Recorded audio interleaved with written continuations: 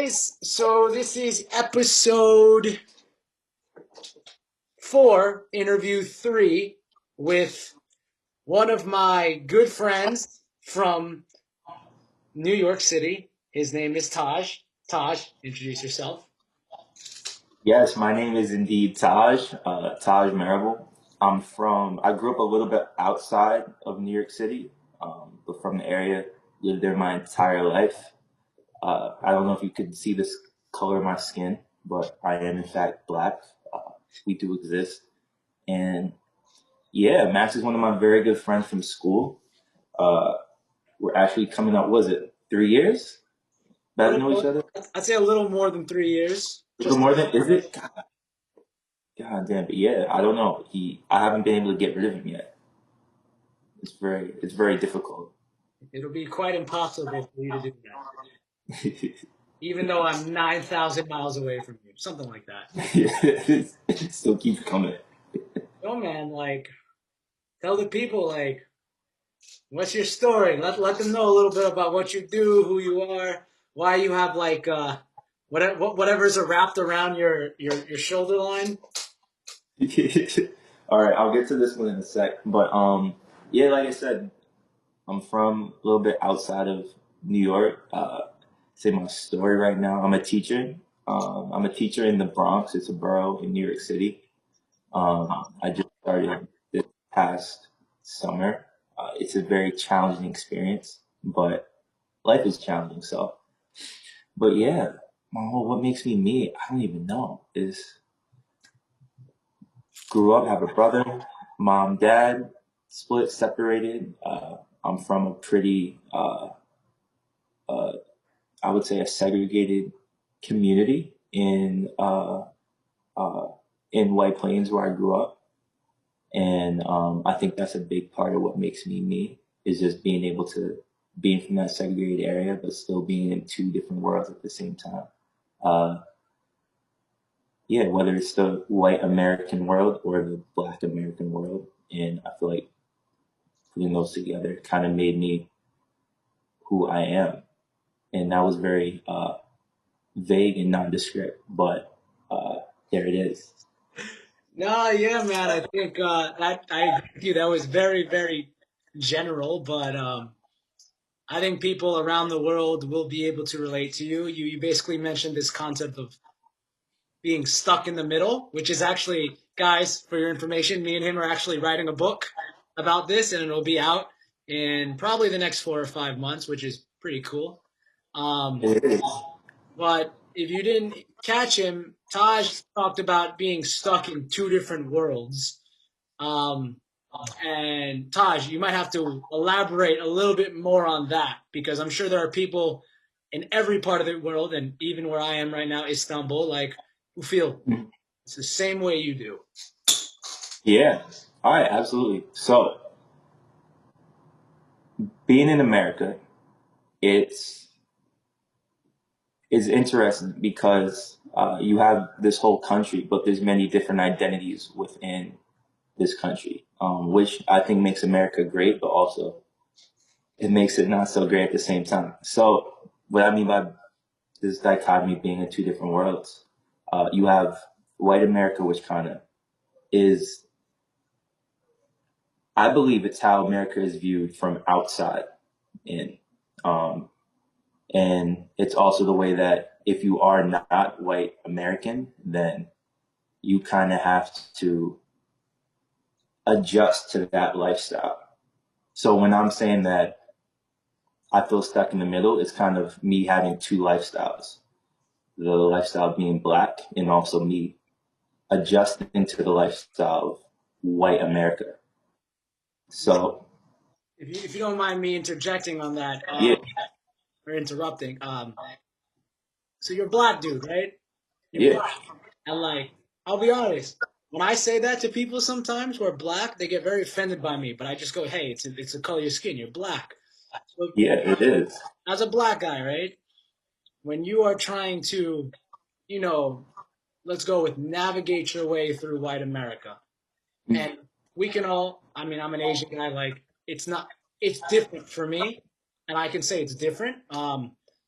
Like I don't know what you experience, but I have assumptions of that, and it's definitely hard when it comes to I don't want to say the word white supremacy, but let's go with the word you know white privilege. Yeah. So when you like, how is it for you when you're a black dude trying to navigate your way through white America, and you probably got people who are black trying to pull you down because I mean it's like that saying, right? Like there's a bunch of crabs in a bucket, and the crab that tries to crawl to freedom gets pulled back down by the other crabs. So like, what are some things that you go through when you're trying to uplift but like still remember your cultural roots? And you got black friends who basically say you're an Uncle Tom or some shit like that. If they do. Oh, so I would say I think I'm fortunate enough where even though I might not be typically black, at least how it's seen, I never had anyone really putting me down for that, calling me Uncle Tom, whatever, for whatever reason. So I'm blessed for that. But yeah, let's say like one instance of just like how it gets a little more challenging being black. Let's say the workplace. So the workplace, uh, I guess the culture of being professionalism itself in America, at least, it's like, it's being white and it's doing your best to keep up with white norms. So that's like one, uh, major challenge where if you want to kind of make it the American dream or whatever, or you want to succeed, or you want to get to these higher levels, it's kind of like you kind of have to adhere to more and more white rules, white ideologies, like literally the way you dress, the way you have to speak with people, certain mannerisms, and even hiding away from certain discussions, because certain discussions, whether it's about race, sexuality, or anything else that makes people very diverse and interesting, But how does aren't it really personally affect you? I'm like, okay. I agree with Personally you. affect. Like All right, straight up. so Yeah, yeah. How does it I'll personally tell you. affect you? Okay, so for instance, me being a teacher right now, I teach in the South Bronx. The South Bronx is predominantly a Black and Latino area. Most of the teachers are white women. I am not a white woman, so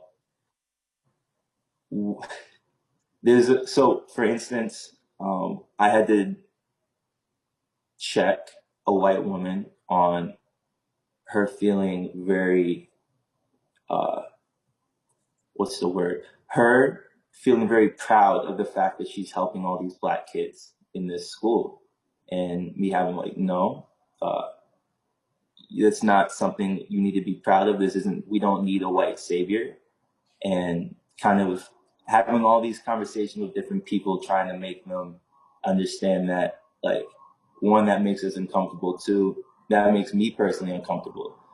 Two, black people don't need a white savior in our lives, and kind of facing that every day. And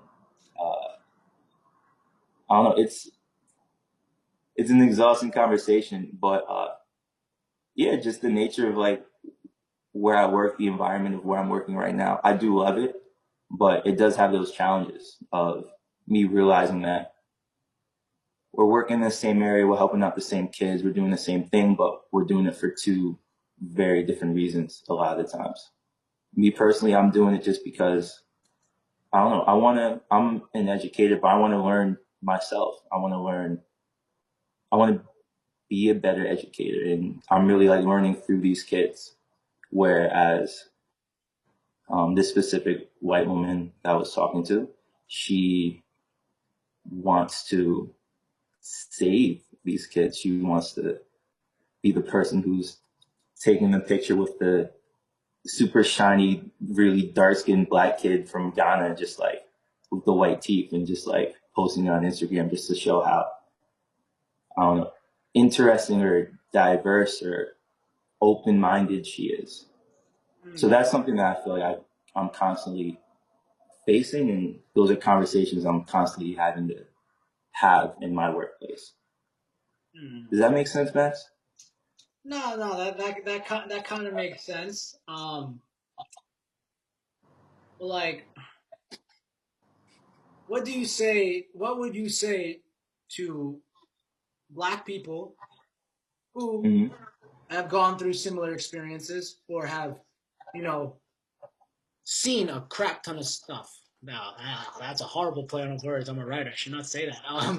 But Tennis. what like what would you say to them, the ones who don't want to play along with white America, the ones who might have reacted much differently than you did in your situation, the ones who might have gotten a little bit too enraged or aggressive about it? And I just say that because people get enraged and aggressive. It has nothing to do with black people, but it has everything to do with just human nature on why they get so angry over things they deem, they put a lot of emphasis on or importance. I mean, and honestly, what I'm gonna say is just like at this point, you got to do what you got to do, and I say that because if you're angry and outraged, it's not because this is just one instance. It's not because you haven't tried to tell people or tried to tell people that this shit's. Oh, I'm sorry. I don't know. Am I allowed to curse? I don't know. No, you can curse. You can curse, man. And I'm assuming it's like 50 times, 100 times, 1,000 times, and it eventually weighs on people, right? Right. There we go. This shit's fucked up. And you tell people all the time. So if someone, they get outraged, if someone gets angry, if a black person has an outburst that might not be professional, because I'll go back into that idea of just that white culture, then it's just like, fuck it. Like, they needed to have that outburst. That outburst was sitting in them for a while. And I'm telling, like, have that outburst is I'm able to, or I feel like I'm comfortable with trying to navigate through both worlds, that world of being black and also trying to fit into this white American world. But for other people, if you don't fit in that, don't even try to fit in. Like, don't push, fight that. Like, not do scratch and claw that shit away 100%. So that's why I tell other black people, if they want to react to that situation differently, like anger, just frustration, like that's your honest feeling. You should give that honest emotion. Yo, but I think for you, right? Like, you got kind of like I want to say a broader perspective, and to be more specific, I mean, you you've literally done a European Union simulation with myself for a few weeks with colleges from all around Europe and America at Versailles in Brussels. You've lived in Japan for a little bit, man. You've dated Japanese women. You have and in a country like Japan where, and I'm not gonna generalize, but racism or stigmatization against people who don't look like them is still alive and well. Maybe it's not predominant anymore, but it's still there.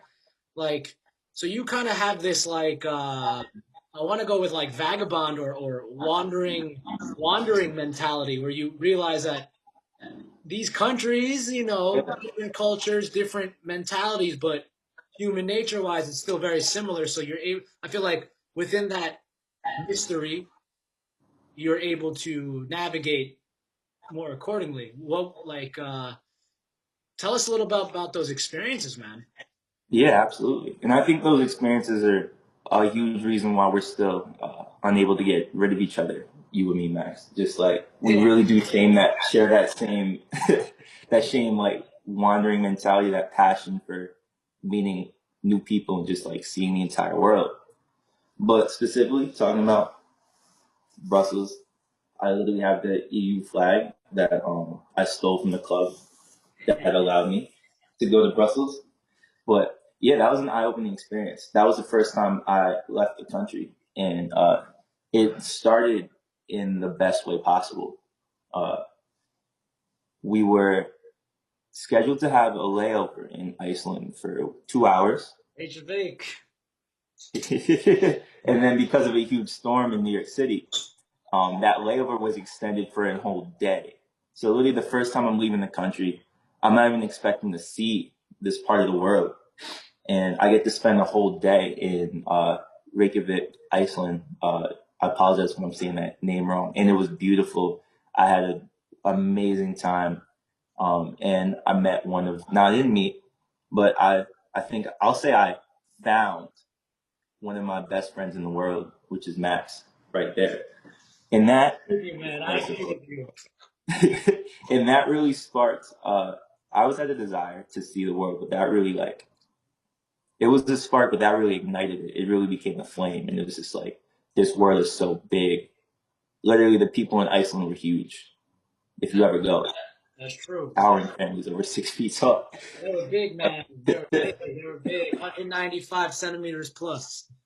Yeah, it's ridiculous. They're Vikings. They're Vikings.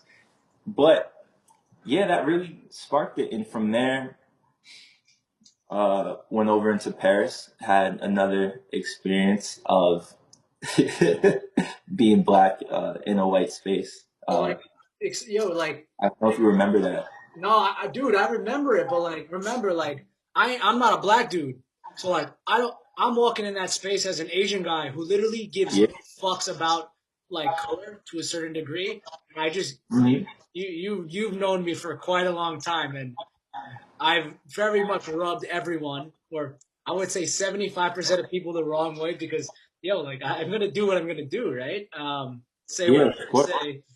Well, like that's the thing. You walking while black, quote unquote, like, and that's like a thing now. Like it's been a thing. Oh, that's anything. I Yeah. don't know what that's like, bro. Like so, like go in depth on like what it was like to walk while black in Iceland, Paris, Brussels, Japan, All man. right. That would that's pretty. That's something I don't know. Yeah. Starting off with Iceland. This Iceland's very a lot of international people. A lot of people from a lot of different countries come to Iceland. Obviously, I was one of the only black people there, but just seeing that if people from Ukraine, you have people from Nigeria there that I saw one man. You just have people from all over who just come to the country. So Iceland, it didn't feel it wasn't very apparent that I felt like I was the only black person around. Even in Paris, because Paris is a very diverse city too. But it became apparent boarding the train to leave Paris to go into to Brussels. A whole line of us, everyone on the line, not everyone, I'm sorry. It was a very diverse line. White students, Asian students, even Dominican student. But I was the darkest one. I was also the last one on the line getting into the train. Stops right there, sir. The police officer asked me for my passport and my information in French. Um, I learned a little French just for that trip, so I was able to tell him that I don't speak French. Uh, then he continued to talk to me in French. Then I said it in English. I do not know French. And then he switched to English. He said, "We need to get your information." I said, "Why is that?" He's like, "I'm the one answering. I'm the one asking the questions." And the train is literally about to leave. I'm just like, I'm confused. I don't know what's going on. I'm searching for my passport. And luckily, one of the other students in our group, she saw that I was being harassed and she stuck up for me. She came all the way off the train, um, went right up to the officer and told him, like, this is not okay. He's with us. I saw you stop him for no reason. There's no reason for you to have stopped me. And in the moment, I was angry. I was just annoyed. No, I wasn't angry because I'm used to it. I was annoyed, a little frustrated, but just seeing that other student speak up for me and really step in like that, I don't know, I don't know, it brought like a real warm feeling where like one, even though I felt alone at first in that moment, just having someone like literally come to your aid is just like I'm not alone. Uh, I don't have to be alone. And two, just I don't know, it reminds you that not everyone is out to be a dick. Not everyone, not everyone is. I don't know. I don't want to call them racist or whatever. Probably just a little ignorant. But not everyone is ignorant. Or even if people are, not everyone wants to just stay and remain ignorant and I don't know, do ignorant things. But yeah, being black, So, man, Paris, question. yeah. What is the? And I'm not trying to trigger you, but what is the difference between this student coming up and helping you and aiding you and your coworker who says she's trying to save the black kids in the South Bronx? What's the difference? Oh, well, I mean, the black kids in the South Bronx they they don't need any intervention uh, in that moment. That's kind of the student helping me in that moment. It does seem like just saving, oh, I'm gonna save this, but no, it's sticking up for your friend. It's just you seeing something's wrong, you speaking out on it. I think that's very different than you going to a place or an area already feeling superior and feeling like they need you, and then you kind of forcing your help upon people. That's where I'd say the line really differs. So the line is intention then. It's kind of like when you're dating someone and somebody your partner specifically asks you, "Hey, I need your thoughts. I need your help on this." And you give those thoughts and help. In Mm, comparison to your partner wanting to vent, and usually guys, we have a tendency to mansplain and mm, give our opinions when all our partner wanted was a friend. So it's kind of like that, right? Like the intention behind it. yeah, I think intention is key. In all honesty, it really is, and you can really you can really figure out someone's intent by their actions like super quick. Mm. But I mean, talking about yeah, being black or walking around black throughout the world, it's very interesting. But I have to imagine just walking around Asian throughout the world that has its own like just bullshit or whatever comes with it. No, that shit's Like, not fun. That shit is. what's it like, honestly? I don't even consider it walking while Asian. I call it walking while Max because I'm a narcissist to a certain degree. But You know, that's what like walking on that. my entire life, I mean, I've pretty much been I'm gonna say ostracized, but definitely worse than ostracized. So I've pretty much always felt like an outsider. Um, but then Mm, after, and I used to look at it like a bad thing. But then after, getting awesome friends like yourself, and developing kind of like a clan, I guess, with my training partners that I train with, I realized, I'll be honest, I love being an outsider. I I think there's a lot of mystery in being an outsider, especially dressing like this. Man, nobody dresses with a bucket hat in Turkey. If I was in Japan, everybody has one. But like nobody dresses with a bucket hat there and here. that's And so cool. like 'Cause you I get stares all the time. Even without really, the bucket hat with just like normal hair or whatever, I get stares all the time. Even in Japan, like people would look at me and they'd come up to me like, "Oh, they would start speaking to me in Japanese, and I would go, "Nihongo hanashite wa ikimasen," mm, or "Ego wakarimasu ka?" Like, don't speak. I don't like. Don't speak Japanese. Do you speak English?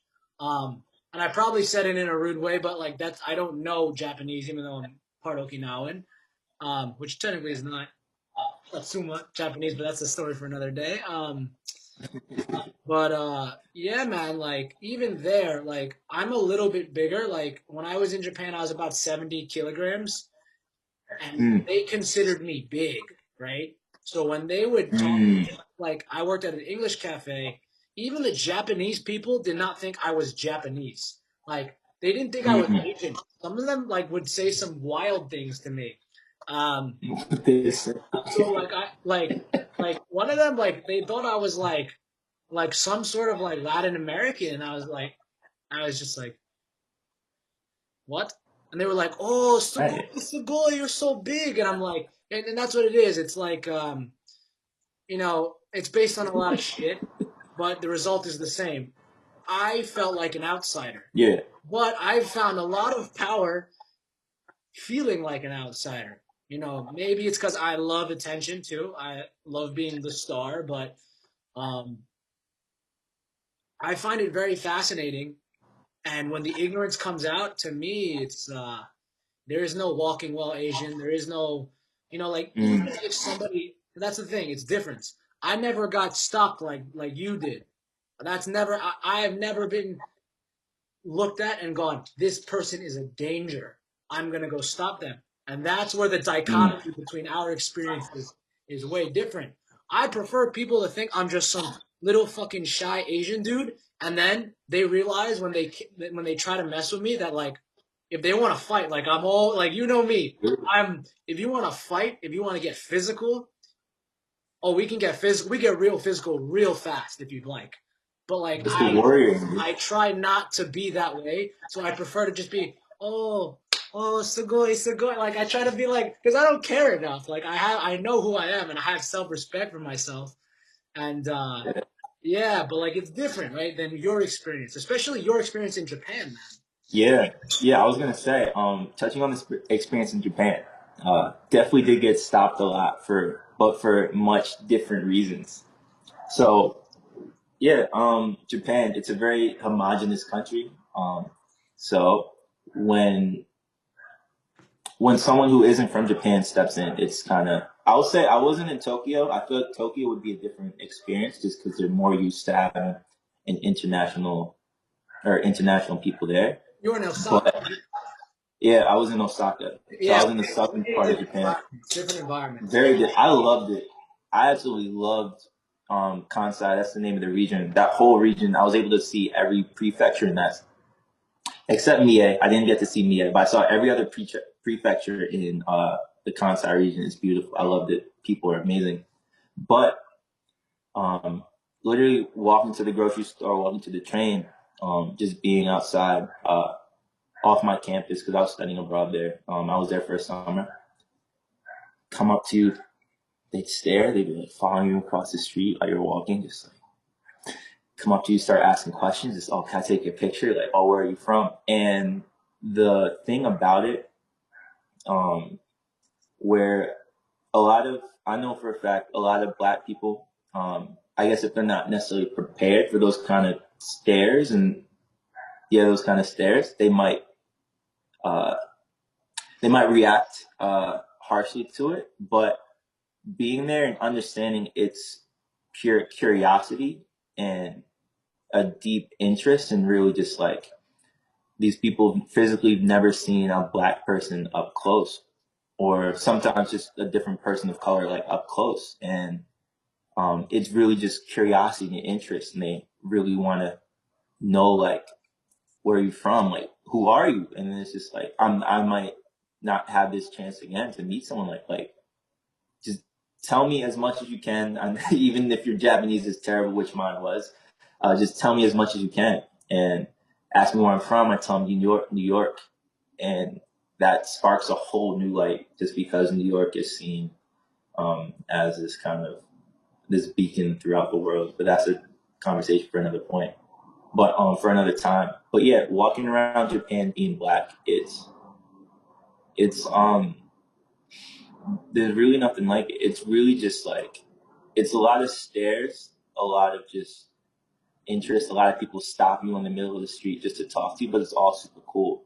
And I've met so many just interesting people, so many great experiences just by people just like literally like a little kid, maybe 6 years old, walking with his mom, holding his mom's hand, just sees me walking across the street, drops their mouth, just hand falls out of their mom's hand, just staring like, what is this human? And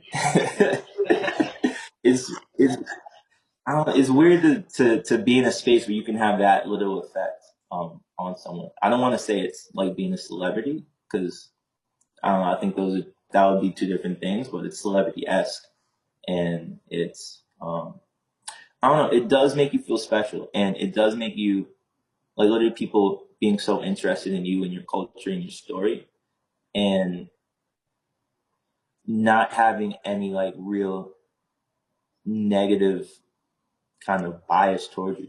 It's kind of like eye opening and it's kind of just makes you feel like it makes you realize that the whole world doesn't necessarily demonize you the way that some people do, whether it's in America or there's when I was in Paris for those 2 hours or any other part of the world. It's like sometimes when they stop you, it's really just to say hello. It's instead of it being malicious ignorance, it's just curiosity ignorance. There's a difference, right? Intention. Yeah. And that's the thing. I don't think ignorance is bad. I never think ignorance is bad. Because it's literally just when you just don't know something. And how else are you going to learn but by being ignorant and being able to ask those questions? And that's what they're doing. They're asking questions instead of telling you who you are and telling you what you are or telling you their thoughts of who you are. See, and that's a beautiful thing, but that's a specific type of person. Mm. Unfortunately, I believe most people they tend to steer more towards the malicious side. But like, Oh, of course. for example, And that's, yeah. go on. Oh, no, I was going to say, in specifically with Japan, that's the thing. So, the, I would say the Japanese mentality, just from being there, it's definitely more reserved than a lot of the places. So, if someone, if a Japanese person doesn't necessarily, if they're not interested, in you, or they might not even like you off the bat and have those implicit biases, then they're never going to be the one who approaches you. You're not going to know that. You're not going to meet that person. Um, Whereas the person that you do meet, the person that does come up to you, it's probably there's probably less of those people who are super interested and excited to meet you, but they're the ones who are gonna pop up in your face. They're the ones who are gonna talk to you, who are gonna sit down with you to have a conversation, who are going to want to like hang out with you and chat and like get your social media and like.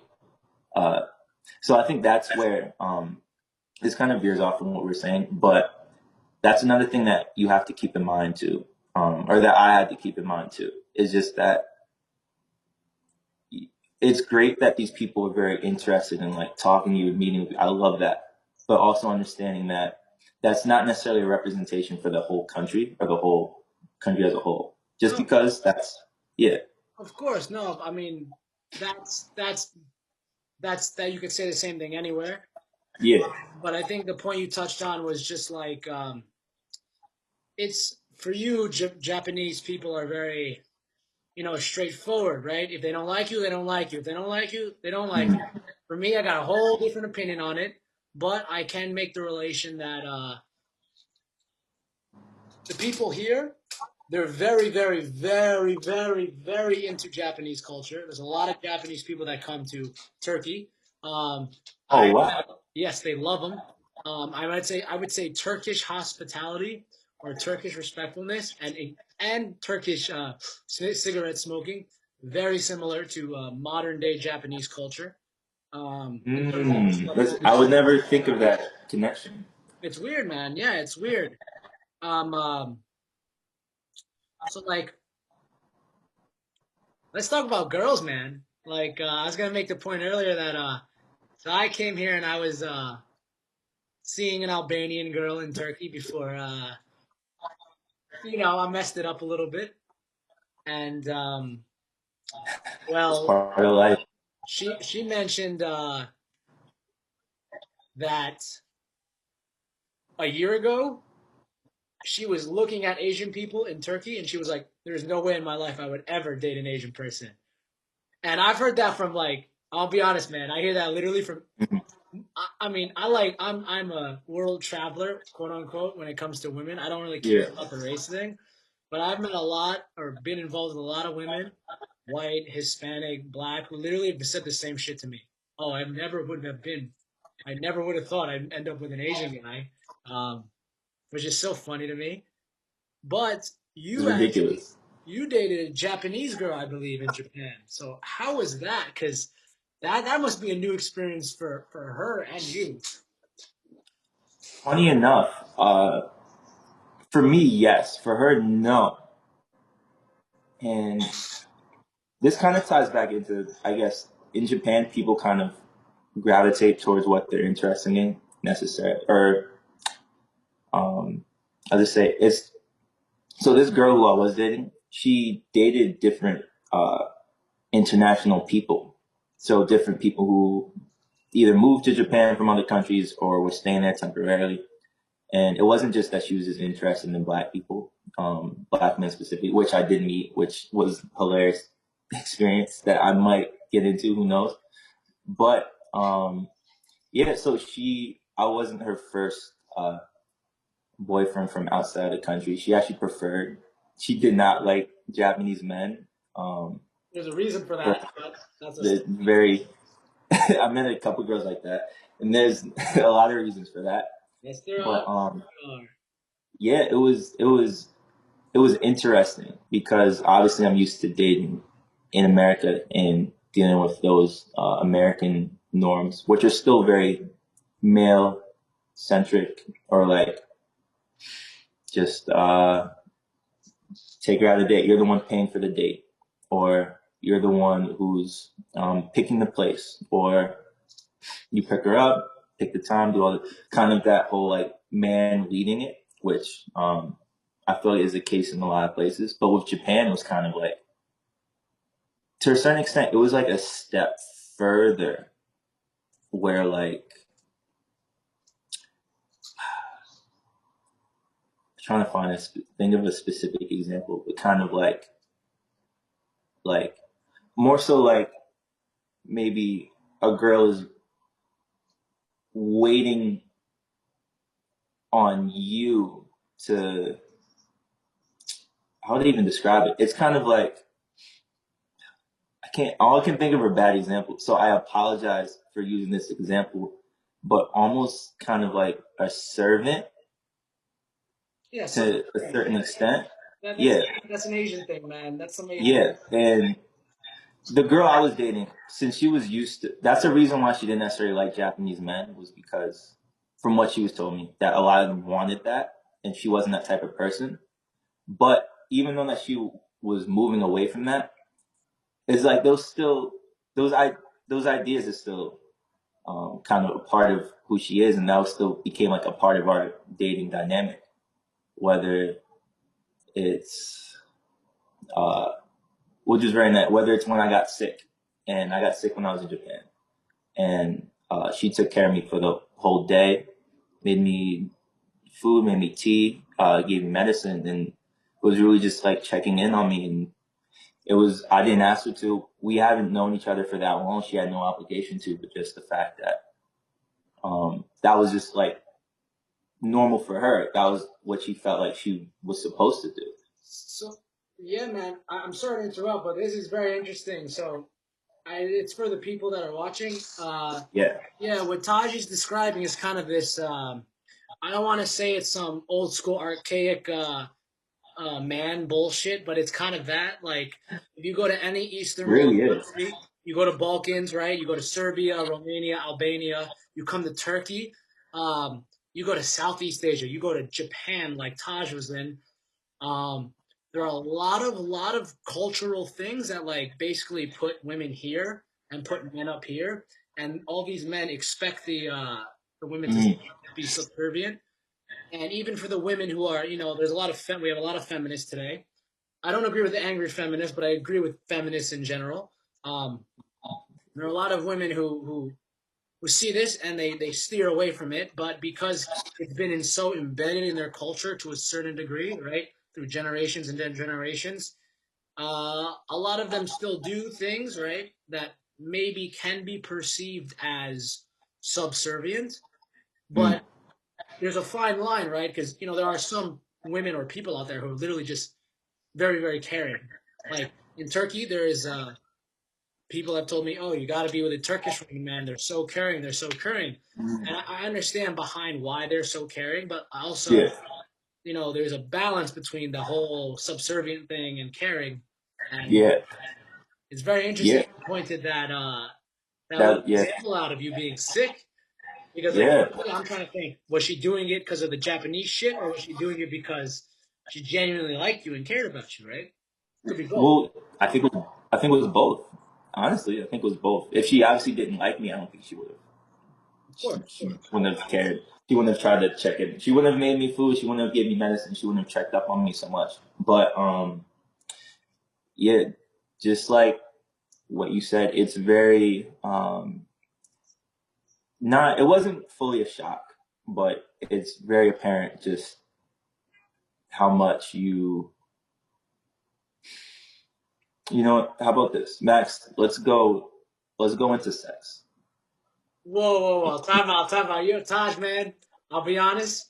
We're running low Yes. on time here. Oh, me and you can chat. We can chat for a very, very long time, and that's one of the reasons why we're very good friends. Is because we could just chat. And we can trigger and we get people to come and chat with us. But no, let's not dive into sex right now. Let's save that for another episode, though.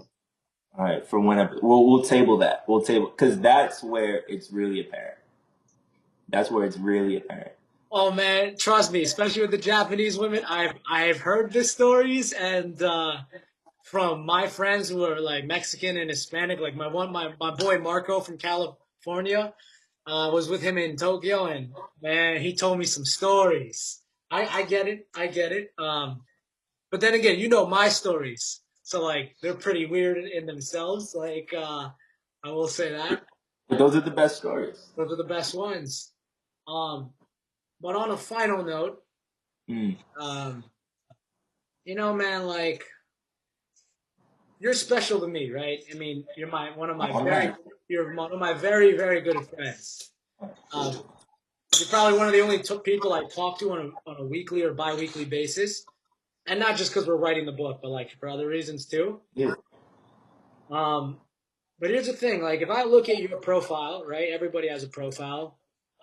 You're kind of this. You're this black dude from America, man. You're this black dude from the Northeast, but you're not just some black dude from the Northeast. You're a black dude from the Northeast who had a little bit more money than other black dudes, but you also always felt like you were stuck in the middle. Maybe sometimes people would say you're too white, and sometimes people would say you're too black, and it's always confusing.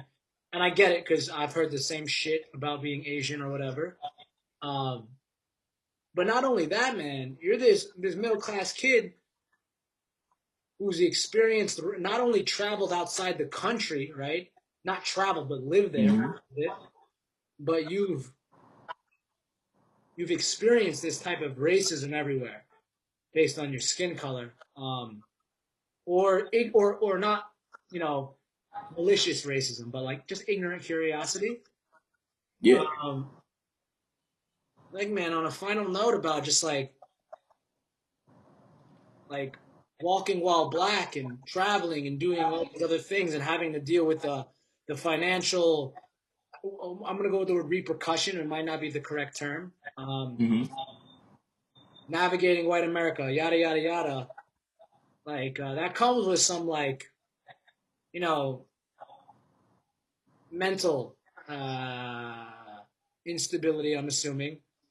So like on a final note to like my viewers across the world, right? The black people in America, the black people everywhere else, man. Like, what are your what's something like that has helped you? Like, and how has it helped? An activity, a mantra, a poem, something that's helped you like just sift through all this fucking information that's in your brain. Honestly, something that's I guess has helped is something that's helped with I guess all this overload of information is honestly more information. Personally, for me, the more people I talk to, the more people I meet, the more people who can reaffirm this idea that even if people are ignorant, that people are generally good and kind, even though that seems very basic and childlike, just those ideas of people just being good and kind. I really believe that. And I've been fortunate enough where I was able to be open minded. I was put in experiences where I'm with a wide range of people. So now I actively seek that out. And that's made me that's made walking while black easier. Is the amount of times you get stopped because you're black, and because you're not supposed to be in this area, or because it's late at night, and this police officer doesn't trust you, so he wants to walk up to you and talk to you, even though you're 14 and you're wearing a suit and a tie from school, and you're confused and you don't know what's going on. It's just like the amount of times that that happens in your life. Even more times I see someone who's just interested in me just because I'm me, or who wants to learn what makes me me, and who wants to just talk to me, and who wants to, or who just sees me as kind of a human being. So I guess like having those meeting people and being able to have those just human to human conversations, whether it's in America, whether it's in Japan, in Brussels, in Canada, even though that's pretty close to America, and just realizing that there's this commonality, this just like they're not just looking at me as like an other, as like outside as like less than them. It's like eye to eye. Well, then, what would you say to the and there are probably other black people, and I hate to keep harping on this black thing, but you're black, man, so we're gonna talk Yeah, about I it. mean, I will say just for that point, people do. Some people they prefer African American. Some people prefer just different words. I'm perfectly cool with being black. I think we're all black, but yeah, just to touch on that point. So Like, it's always cool to ask someone like what they prefer to be called. I'll be honest, I don't believe in like that's something that will trigger a lot of people, but like it's not just a black thing. Like it's in Oh yeah, everything. 100%. Just because of me, like I don't. Yeah. I got my strong opinions, but like man, like look, what do you say then to Mm. the black guy or black woman Hmm. who didn't grow up with as much money as you did, or grew up in a less conducive environment? The ones who believe every day that they're just another statistic. And there's a lot of people out there like that, man, not just in America, everywhere. Um, how would you break through to them when they're in this mindset that they're just another statistic?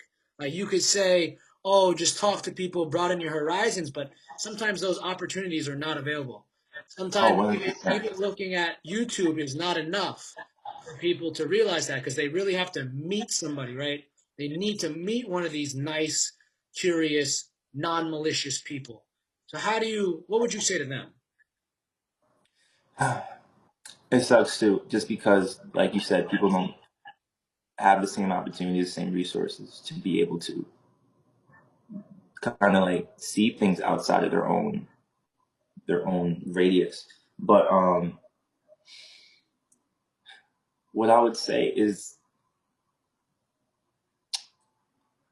I would, I don't know, If you don't have an answer, by the you way, are a human being. you don't need to It's, say it. it's hard. I would tell them you are a human being. Like you are a person. You're not just a black person. You're not just a black woman, black man, black trans individual, whatever you are. You're more than that. You're multifaceted, and don't let your world try to tell you you're not that. And it honestly, most of the time, it probably won't help, and that's really sucks because I don't know. People need more than just kind words. Sometimes people need like actual actions, People need and actions, not actions from me, but they need actions from other people to kind of reaffirm that idea. opportunity. But that's all I could do. Yeah. No, man, you're doing your part at least. Like I mean, I don't want to be condescending, and I can't. I'm just me, so like, Mm, who am I? But from what I've observed in my lay opinion, so everyone yeah. lay opinion as in I don't really know what I'm talking about. It's just my opinion. And there are a lot of people who aren't really doing their part, and I think my boy Taj is one of those people who's actually doing his part in trying to uplift his community, uplift the people around him, uplift his life, and you know, there is a lot of merit in that because it's simple, right? The concept is real simple. It's not easy though. It's the Mm, farthest thing from easy I can imagine. But yeah, man, respectable for you, man. Like I'm not talking to the people anymore. I'm talking to you. Respect, man. Respect all the way. oh man, and the respect is mutual, Max. It really is. I think you're also doing your part. Trying Because to. you're look at you, you're traveling the world. You are. You're traveling the world, and you're letting people know who Max is. And I think that's a wonderful and beautiful thing. And people do need to know who exactly Max Shu is. Nah, fuck that. They don't even know who I am. I'm just trying to prove a point. And honestly, like, I've been reading all these articles. Yo, man, I fucking hate people. Like, I don't travel the way other people travel. And I don't want to do this shit forever. Like, it gets lonely, it gets tiring. Um, and you look at any other long Mm. term traveler, they're not. Like, there is no long term traveler because it gets fucking old, man. Um, but it is fun for now, right? But in a few years, that might not be the case. I don't really care about people knowing me. I just hope that, to a certain degree, it provides them some sort of value, right? Whether it's Mm. value like fuck this, I shouldn't curse, but whatever. Fuck this little kid. Who the hell does he think he is? Stirs some sort of anger in them, but like at least says, hey, he's doing something. What am I doing? Less talk, more action, and yeah, man. Forget me. I'm a peon, man. I'm gonna fucking die, and that's it. Like we're all just gonna like. It's very fatalistic what I'm saying, but like it's true. We're gonna die. We gotta do our It part and is. die, man. Yeah, this time is only short that we're allowed to do our parts. We need to make sure And we're people really doing misinterpret the that best we shit, can. man. We're getting off tangent here. Yeah, That whole YOLO thing is so stupid. You only live once, so let's go fucking rave every day and party, blah blah blah. They've twisted that meaning, man. Our generation, and this is me talking to our generation right now. But who am I once again? But Max, I didn't know you turned. I didn't know you turned 30. What happened? Not even 30. I didn't know you turned 60. man, I've been told by many people for a long time I'm an old man, and like, it's true, man. I really like talking to old people. They're very interesting to me, and I try to take what I've learned from them. Like, for instance, it's out of As your you should. scope, it's out of your spectrum, and this is once again, guys, I'm coming off as condescending, but it's from what I've noticed, it's true. A lot of 20-year-olds, we don't realize that like one day we're not going to be 20, right? When we're 20, I'm 24. I feel like a 24-year-old man. But one day you're not going to be 24 years old anymore. You're going to be old. Your body's going to Mm. hurt a lot. Your mental state is going to be not as strong. And you could argue that. Um, but you gotta. There, everybody reaches a different point in their life, different journey, all that shit. But the profiles of people, they don't change too much, man. And on that note, before we go on another tangent, I want you to leave the people with a closing statement, Mr. Taj, and tell them where they can find you. They can find me. They can find me anywhere. I don't use social media very much, unfortunately. So, you know what? This will tie into both. My final remark. I'll see you in my travels. So you won't Hey, be able to find me on social media. bro, let's There we meet. go. That's where we're meeting, man. Oh, that's perfect. Center of the world, tail of the two continents, man. Still growth type stuff. Yeah. So, yeah, that's me. I hope I was able to shed a little light on who I am, kind of my own experience. But yeah, I'll see you in my travels. And ladies and gentlemen, so once again, I'm trying to prove the point that we're not so different after all. People, they might look differently, talk differently, yada yada yada, but we're really not so different. And I think traveling is one way to really unlock that idea in your mind. And I guess we'll change that one conversation at a time. So, Ike Jalesh, uh, Bye. Iyi Shansla, and have a good night, everyone.